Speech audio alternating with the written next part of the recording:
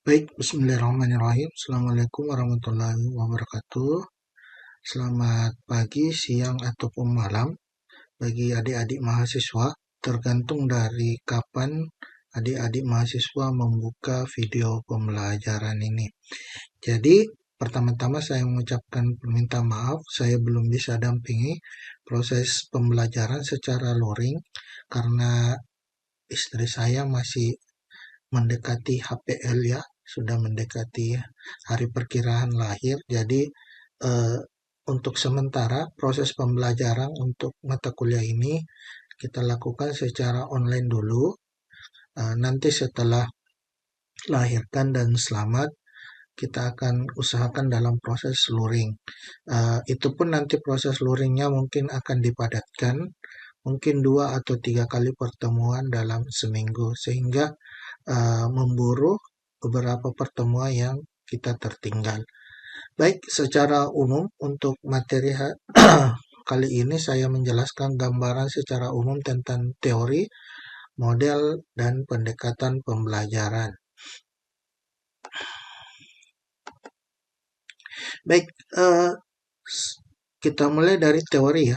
Teori yang mendasari model pembelajaran itu pada dasarnya itu ada 3 secara umum, yaitu teori pembelajaran sosial, teori belajar behaviorisme, dan teori pemrosesan informasi. Kita masuk dalam teori pembelajaran sosial dulu. Teori pembelajaran sosial ini pencetusnya yaitu Albert Bandura ya, yang mana dalam teori pembelajaran ini menyatakan bahwa faktor-faktor sosial, kognitif, dan tingkah laku memainkan peran penting dalam proses pembelajaran. Jadi teori pembelajaran sosial ini menganggap manusia sebagai makhluk yang aktif, berupaya membuat pilihan dan menggunakan proses-proses perkembangan untuk menyimpulkan peristiwa serta berkomunikasi dengan orang lain. Menurut teori ini, belajar dengan mengamati orang lain dapat berupa beberapa bentuk dalam bentuk atensi, retensi, produksi, maupun motivasi dan penguatan. Selain itu, teori kognitif sosial ini membedakan antara perolehan dan apa itu kinerja. Yang kedua, teori belajar behaviorisme ini pencetusnya adalah Ivan Petrovich Pavlov, Thorndike, Waston, dan Skinner. Jadi dia menganggap bahwa belajar adalah perubahan tingkah laku. Jadi belajar itu dapat berbentuk perubahan tingkah laku sebagai akibat adanya interaksi antara stimulus dan respon. Misalnya anak belum dapat berhitung perkalian, siswa belajar giat dan guru dapat mengajarkannya dengan tekun. Namun jika anak tersebut belum dapat memperhatikan perhitungan perkalian, maka ia belum dianggap belajar karena ia belum dapat menunjukkan perilaku sebagai hasil belajar. Teori belajar behaviorisme ini ada beberapa praktek atau yang dilakukan oleh pencetusnya seperti Ivan Pavlov itu dia mengamati seekor anjing ya, bersama asistennya. Ketika masuk ke kandang anjing itu ternyata anjing tersebut mengeluarkan air liur ya. Setelah itu dia mencoba mengkondisikan dengan memberikan makanan, ternyata anjing tersebut tetap ya mengeluarkan air liur. Kemudian dia mengganti dengan benda-benda yang berbunyi, ternyata dia tidak mengeluarkan air liur. Tapi ketika dia dikondisikan tertentu dengan makanan dan benda berbunyi tersebut, ya ternyata dia telah mengeluarkan ya air liur. Dan akhirnya ketika tetap benda bunyi itu tersebut saja yang diberikan, ternyata air liur dari anjing tersebut juga keluar. Padahal sebelum dilakukan kondisi tertentu, ya tadi dengan menambahkan sebuah makanan, ternyata dengan pengkondisian tersebut perilakunya berubah, yaitu mengeluarkan air liur dari anjing tersebut. Itulah dasar dari atau praktek yang dilakukan Ivan Pavlov dalam mencetuskan teori belajar behaviorisme. Selanjutnya oleh Thorndike itu melakukan praktek pada seekor kucing lapar ya yang dimasukkan ke dalam sangkar menggunakan trial dan error ya, beberapa kali pintu ditutup ya, bila disentuh akan dibuka, dan sampai akhirnya ternyata dengan pengkondisian itu ya kucing tersebut bisa keluar ya. Kemudian ada juga praktek yang dilakukan oleh Waston ya pada anak kecil yang bernama Albert ya, eh, ketika didekatkan dengan seekor ya tikus putih ya, dia tidak merasa takut ya, tapi ketika tikus itu diganti dengan sebuah bunyi-bunyian, nah ternyata dia anak tersebut si Albert kecil ini mengeluarkan tangisan, dan ternyata ketika diganti dengan benda-benda yang mirip tikus ataupun tikus ya, ternyata responnya justru berbeda dengan yang awal, yang mana awalnya dia tidak takut, setelah dikondisikan tadi ternyata dia takut ya. Itulah yang menjadi dasar dari teori behaviorisme, adanya perubahan perilaku karena ada stimulus ya dan respon. Kemudian ada teori pemrosesan ya. Informasi ini ya secara umum seperti ini. Oke, kita lanjut ke model pembelajaran. Jadi saya beri gambaran dulu tentang model pembelajaran secara umum, yaitu menurut Joyce dan Well ya dan Showard pada tahun 1992, dia mengatakan bahwa sebuah model pembelajaran adalah suatu yang direncanakan yang dapat digunakan dalam proses mengajar di kelas ya, yang disetting dan direncanakan termasuk buku, film, atau rekaman komputer, mediasi program, dan kurikulum ya. Model ini digunakan untuk membantu ya siswa atau guru untuk mendesain pembelajaran yang dapat memberi pemahaman kepada siswa-siswa tentang beberapa materi atau objek yang akan dipelajari. Sedangkan menurut Egan ya, bahwa model pembelajaran itu adalah strategi ya, perspektif pembelajaran yang dirancang untuk mencapai tujuan pembelajaran. Sedangkan menurut Ahrens, bahwa model pembelajaran itu mengacu pada pendekatan pembelajaran yang akan diterapkan. Ahrens juga mengatakan bahwa model itu akan mengacu pada lingkungan pembelajaran dan manajemen kelas. Jadi kunci dari Ahrens itu adalah lingkungan pembelajaran dan manajemen kelas. Ciri khas ya model pembelajaran menurut Ahrens itu ada 4 ya. Harus adanya rasionalitas teoritis yang bersifat logis yang bersumber dari proses perancangan ya. Kemudian dasar pemikirannya tentang tugas pembelajaran yang hendak dicapai dan bagaimana siswa belajar untuk mencapai tujuan tersebut. Kemudian harus ada aktivitas mengajar guru yang diperlukan agar model pembelajaran dapat dilaksanakan secara efektif, serta adanya lingkungan belajar yang diperlukan untuk mencapai tujuan yang ingin dicapai di awal.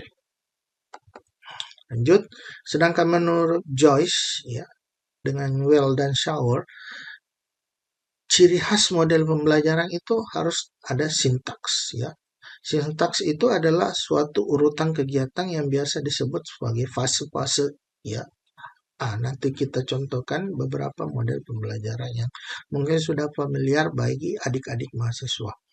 Kemudian harus ada sistem sosial, yaitu bagaimana peran guru dan siswa ya. Kemudian ada prinsip reaksi, yaitu memberi gambaran guru tentang cara pandang dan merespon pertanyaan-pertanyaan siswa. Kemudian ada sistem pendukung, yaitu kondisi yang diperlukan agar model tersebut dapat diterapkan. Kemudian yang kelima, dampak instruksional dan dampak pengiring, yaitu hasil yang akan dicapai setelah mengikuti pembelajaran. Inti utama ya, ciri khasnya itu adalah sintaks ya. Jadi harus ada sintaks sehingga baru boleh dikatakan model pembelajaran. Oke, secara umum kedudukan model pembelajaran seperti diagram yang diperlihatkan ini dicontohkan ya. Jadi yang terluar itu adalah model, kemudian mungkin ada strategi, ada pendekatan, ada metode, dan ada teknik. Jadi eh, untuk pertemuan kali ini kita cuma membahas secara umum tentang teori, model, dan pendekatan. Di sini dicontohkan ada model pembelajaran langsung, kooperatif, berbasis masalah, pembelajaran konsep, sedangkan pendekatannya ada kontekstual atau realistic mathematics education, ada open-ended, ada problem solving, ada pendekatan berbasis portofolio, sedangkan metodenya mungkin penemuan terbimbing, ekspositori, diskusi, dan adanya tanya jawab. Ah, kita bahas dulu dari model pembelajaran langsung ya. Model pembelajaran langsung ini didasari oleh penelitian yang dilakukan oleh Engelman ya dalam bukunya yang berjudul The Instructional Design Library. Dia mengatakan bahwa model pembelajaran langsung itu tidak sama dengan metode ceramah. Jadi harus ada resistensi, ada tanya jawab dalam proses pengajaran langsung tersebut. Sebagaimana model pembelajaran umumnya, model pembelajaran langsung ada ciri-ciri khusus ya yang dijelaskan di sini. Pertama adalah adanya tujuan pembelajaran dan penilaian hasil. Jadi, model pembelajaran langsung itu dirancang untuk mengembangkan belajar siswa, terutama dalam pengetahuan deklaratif dan pengetahuan prosedural. Yang kedua adalah adanya sintaks atau alur kegiatan pembelajaran. Jadi sintaks pengajaran langsung itu di sini secara umum ada 5. Yang pertama menyampaikan tujuan dan mempersiapkan siswa, kemudian mendemonstrasikan pengetahuan atau keterampilan, kemudian membimbing pelatihan, kemudian mengecek pemahaman dan memberikan umpan balik, kemudian memberikan kesempatan untuk pelatihan, lanjutan, dan penerapan konsepnya. Yang ketiga, ciri utama model pembelajaran langsung itu adalah adanya sistem pengelolaan dan lingkungan belajar. Ya. Pengelolaan pengajaran langsung itu berpusat kepada guru. Namun guru harus menjamin tentunya terjadi keterlibatan siswa, terutama memperhatikan, mendengarkan, dan adanya proses tanya jawab atau resistansi yang terencana. Sedangkan lingkungan belajarnya itu harus berorientasi pada tugas dan memberi harapan tinggi agar mencapai hasil yang terbaik. Selanjutnya model pembelajaran kooperatif itu berdasar dari Robert Slavin ya. Nah, dalam buku ini Anda bisa klik nanti, di situ ada link, Anda bisa download dan pelajari mengenai secara rinci bagaimana sih model-model pembelajaran kooperatif dan bentuk-bentuknya ya, yang sangat banyak itu. Jadi di sini saya menjelaskan secara umum saja, yaitu model pembelajaran kooperatif itu adalah model pembelajaran yang dikembangkan berdasarkan prinsip konstruktivisme sosial dari Vygotsky ya, yang menganggap bahwa siswa lebih mudah menemukan atau memahami konsep-konsep yang sulit jika saling berdiskusi tentang masalah itu dengan teman-teman sekelasnya. Pembelajaran kooperatif ini mengacu pada metode pengajaran di mana siswa bekerja bersama dengan adanya kelompok kecil ya. Jadi itu ciri utama kooperatif, itu harus ada kelompok kecil yang tentunya dalam kelompok kecil itu bukan cuma kelompok, tapi harus saling membantu dalam proses pembelajaran.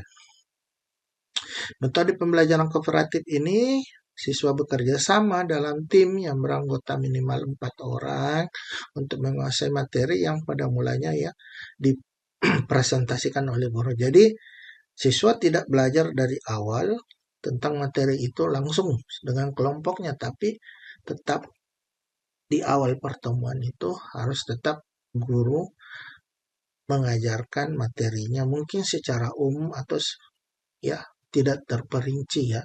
Nah, secara umum saja nanti siswa yang akan berdiskusi dengan teman-temannya dalam membentuk kelompok kecil untuk lebih memahami materi yang akan diajarkan oleh guru. Kemudian sintaksnya ya, sintaks dari pembelajaran kooperatif itu ada 6 ya. Yang pertama menyampaikan tujuan dan memotivasi, jadi harus ada tujuan pembelajarannya di awal dan memberi motivasi pada siswa. Ya, ya bentuk motivasinya itu terserah dari gurunya seperti apa, mungkin games dan sebagainya. Kemudian yang kedua menyajikan informasi, kemudian tiga mengorganisasikan siswa ke dalam kelompok-kelompok belajar, jadi dibentuk kelompok-kelompok kecil ya. Kemudian membimbing kelompok belajar itu, jadi guru harus membimbing ya untuk bekerja dan belajar. Kemudian nantinya ada proses evaluasi dan tentunya ada apresiasi, yaitu memberikan penghargaan kepada kelompok-kelompok atau secara individu. Sedangkan untuk lingkungan belajar dan sistemnya, itu ciri utama dari pembelajaran kooperatif itu adalah adanya kelompok kecil dalam proses pembelajaran. Next, ya, model pembelajaran berbasis masalah ini. Jadi pembelajaran berbasis masalah ini intinya menjanjikan situasi yang autentik ya dan bermakna kepada siswa yang dapat memberikan kemudahan kepada mereka untuk melakukan penyelidikan ya dan atau inquiry. Jadi ciri dari model pembelajaran berbasis masalah itu adalah adanya pengajuan pertanyaan atau masalah. Jadi pertanyaan di sini itu bisa berbentuk masalah ya, matematika ataukah masalah lain tergantung materi apa ya atau mata pelajaran apa yang akan dipelajari oleh siswa. Kemudian berfokus pada keterkaitan antar disiplin ya. Kemudian ada penyelidikan, kemudian bagaimana hasil penyelidikan itu, kemudian harus dipamerkan atau dipresentasikan biasanya. Kemudian tentunya dalam proses penyelidikan itu diwajibkan adanya kerjasama antar siswa. Kemudian sintaksnya itu ada 5 tahap utamanya, mulai dari orientasi siswa kepada masalah, mengorganisasikan siswa untuk belajar, membimbing penyelidikan ya baik secara individu maupun kelompok, kemudian mengembangkan dan menyajikan hasil karya, dan diakhiri dengan menganalisis dan mengevaluasi proses pembelajaran. Sedangkan untuk lingkungan belajar dan sistemnya dalam model pembelajaran berbasis masalah itu cirinya dia terbuka, kemudian prosesnya secara demokratis dan adanya peranan siswa yang aktif ya. Dalam kenyataannya seluruh proses ini membantu siswa nantinya akan menjadi siswa yang mandiri. Jadi siswa dapat belajar secara otonom dengan confident dan percaya diri ya, telah memahami materi karena telah melakukan proses penyelidikan secara sendiri maupun secara kelompok ya. Kemudian memerlukan keterlibatan aktif dalam lingkungan yang berbasis inquiry ya. Dan lingkungan belajarnya tentunya karena model pembelajaran berbasis masalah ini harus ada penyelidikan. Nah, jadi peran sentralnya itu adalah pada siswa. Beda tadi dengan model pengajaran langsung ya yang berpusat kepada guru. Oke, salah satu contoh ya pendekatan yang berkembang yang familiar dalam pembelajaran matematika ya yang ada kaitannya dalam model pembelajaran masalah itu yang ya, pendekatan pemecah masalah ya yang dari buku Folya ya, How to Solve It ya. Jadi pendekatan ini berkembang ya mengiringi proses model pembelajaran berbasis masalah ya. Seperti tugas yang saya berikan di pertemuan sebelumnya yaitu dari salah satu buku yang mengatakan bahwa sampai ada 164 ya model pembelajaran yang saya sudah share juga di grupnya masing-masing dari Bapak Dr. Amin ya. Ini dia menulis sebuah buku yang berjudul 164 model pembelajaran kontemporer ya. Yang mana dari 3 model pembelajaran yang saya contohkan tadi, itu kan dari tugasnya di pertemuan sebelumnya itu kan selalu ada sintaksnya ya. Jadi di sini perlu ditekankan apakah benar bahwa 164 model pembelajaran itu adalah betul-betul model ya, dengan ciri minimal ya. Ciri minimal harus ada sintaks dan lain sebagainya ya, sampai dapat pengiringnya. Itulah yang menjadi tugas dari adik-adik ya, yang seharusnya sudah dikumpul ya minggu ini, tapi mungkin telat ya dalam proses pengiriman. Jadi nanti saya akan perpanjang ya, saya akan buka kembali link untuk penugasannya. Oke, lanjut ke materi berikutnya secara umum mengenai pendekatan pembelajaran. Apa sih itu pendekatan pembelajarannya? Jadi, pendekatan pembelajaran itu adalah suatu jalan atau cara atau kebijaksanaan yang ditempuh oleh guru atau siswa dalam mencapai tujuan pengajaran atau pembelajaran apabila ditinjau dari pengelolaan materi pembelajarannya. Jadi, caranya itu ya tergantung dari guru. Bagaimana cara siswa untuk belajar ya sesuai dengan tujuan pembelajaran yang ingin dicapai. Apakah step-stepnya seperti apa? Ya, itulah pendekatan pembelajaran. Ya, di sini dicontohkan ada pendekatan kontekstual, ya mungkin lazim atau sering didengar itu pendekatan konvensional, ya. Kemudian pendekatan realistik, ada pendekatan pemecahan masalah, pendekatan pengajuan masalah, pendekatan open-ended, ya, pendekatan saintifik, ya. Dan sekarang, ya, yang lagi gaung kan oleh menteri, ya, menteri kita yaitu deep learning, ya, deep learning approach atau pendekatan pembelajaran mendalam, ya. Saya kira ini pendekatan deep learning itu sudah saya share materinya di pertemuan awal dan sudah dibuat makalahnya dan dianalisis step-stepnya sebagaimana dan sampai ke contoh-contoh pengaplikasiannya ya. Sudah di-share sumbernya berupa naskah akademik yang bersumber dari Kementerian Pendidikan Dasar dan Menengah. Lanjut saya jelaskan dua saja dulu secara umum di sini. Ya, pendekatan ya matematika realistik atau matematika realistic education ya, RME. Yaitu merupakan pendekatan yang memandang siswa yaitu menggunakan matematika dengan mentransformasi suatu masalah realistik ke dalam situasi matematis dalam bentuk model. Jadi ketika suatu problem ya kita bentuk dalam model matematika itu dinamakan matematika horizontal. Jadi harus ada step itu, kemudian siswa bekerja secara matematika simbolik melalui proses reorganisasi model dan ditemukan penyelesaian masalah.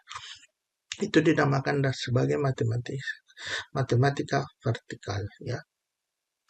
Secara umum pendekatan matematika realistik ini ya memiliki beberapa prinsip ya yang harus dipenuhi. Jadi ciri utama dari pendekatan matematika realistik itu pertama prinsip aktivitas, prinsip realitas, prinsip tingkatan, prinsip keterkaitan, prinsip interaktif prinsip, dan prinsip pembimbingan atau guidance prinsipal. Ya, lanjut ke pendekatan yang kedua yang sempat saya jelaskan pada pertemuan ini yaitu pendekatan saintifik ya. Jadi pendekatan saintifik ini digaungkan ketika kurikulum 2013 ya. Ya. Jadi pendekatan saintifik itu adalah suatu cara atau mekanisme untuk mendapatkan pengetahuan dengan prosedur yang didasarkan pada metode ilmiah. Ya. Jadi langkah-langkahnya itu harus memenuhi prinsip metode ilmiah yang meliputi bagaimana mengamati, bagaimana menanya, mencoba, mengolah, menyajikan sampai nanti menyimpulkan dan menciptakan. Ya. pendekatan saintifik itu juga dipandang sebagai mekanisme untuk memperoleh pengetahuan yang didasarkan pada struktur-struktur yang logis dengan langkah-langkah mengamati fakta, menanya, ya, menalar, mencoba, kemudian menyimpulkan. Jadi ada 5 ciri utama ya pendekatan saintifik, beda dengan tadi pendekatan matematika realistik, prinsipnya harus 6 kalau tidak salah.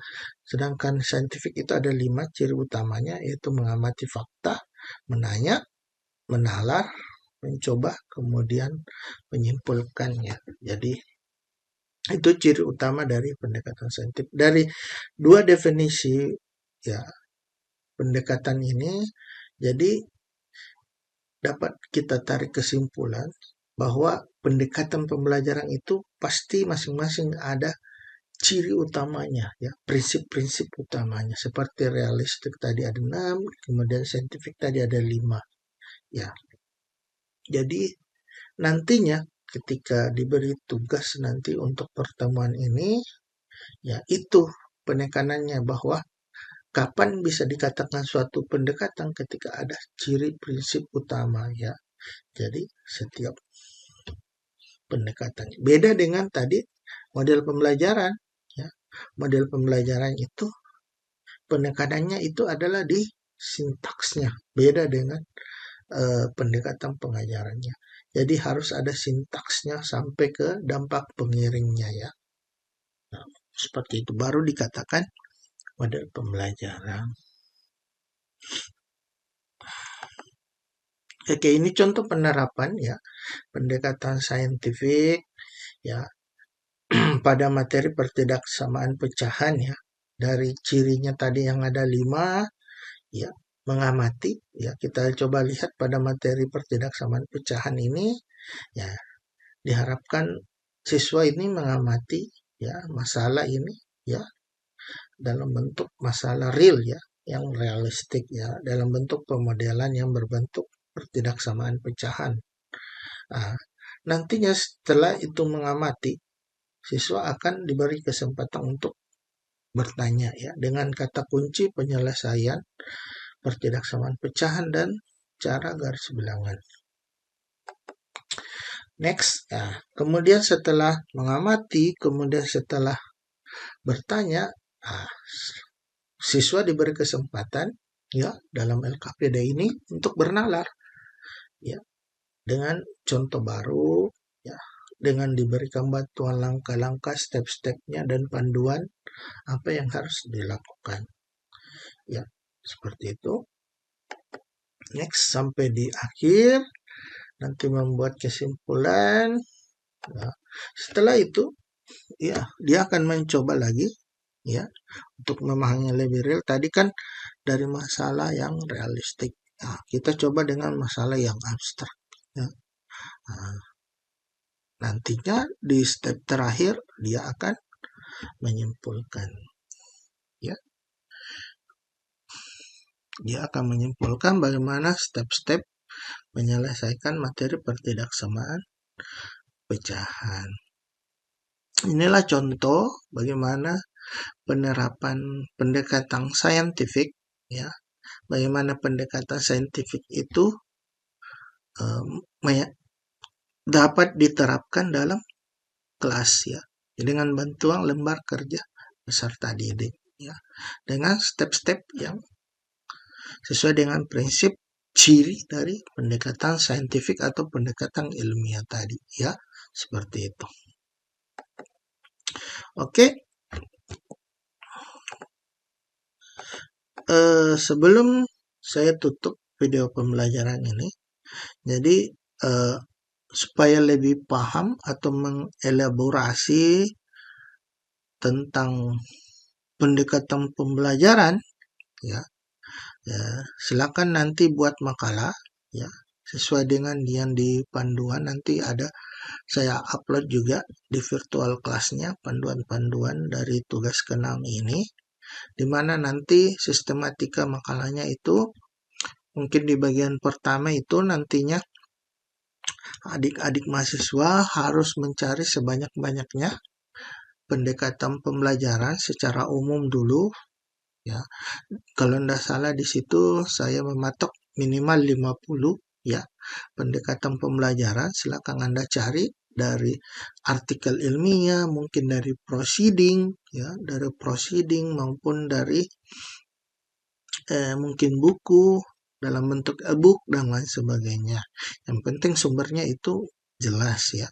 Silakan Anda cari ya minimal 50. Kemudian di part kedua itu nantinya Anda disuruh menganalisis dari berbagai macam pendekatan pembelajaran yang sudah Anda cari, yang mana yang cocok dengan materi atau mata pelajaran matematika ya.